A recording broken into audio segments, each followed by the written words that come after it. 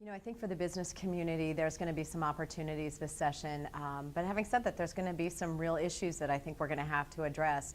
And some of them may stem from things that we have no control over. What's happening at the federal level, for example. We've got to continue to help the economy recover. And that means helping find ways to grow jobs, helping find ways to reduce tax burdens, reduce regulatory obstacles.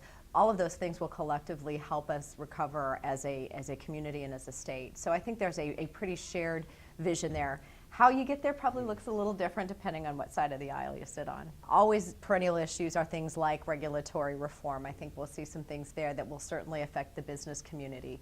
I think education reform could also be an interesting issue this year with the failure of Prop 204 during the last election, general election. I think there's a number of folks in the business community as well that says, okay, that wasn't the right approach, but we've got to deal with our education system, particularly higher ed, but also K through 12, as an issue of workforce development, but also quality of life for Arizona. So I think there could be some issues in the education arena that could come up. So this would be sort of the high-level things I would expect to see. Frankly, we get some of the best feedback and the best guidance on where we ought to be in terms of policy and principle from the folks who are in the trenches every day, running a business, making payroll, paying their taxes, dealing with some of the issues that we represent as part of the Greater Phoenix Chamber of Commerce.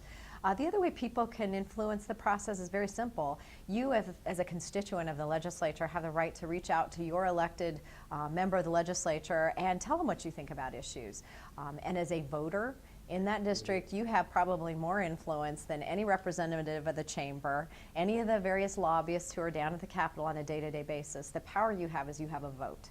And so that is a very, very important asset to have if you want to influence the process. So I would encourage people to reach out to the legislature. There's a website. The legislative website is a great way to find out who your legislator is if you're not sure. Find an email address, send them a note, call them, set up an appointment. It's really a matter of how much effort and energy you're willing to put into it to let them know how you feel about a particular issue. But there are channels of communication, and I encourage people to use them.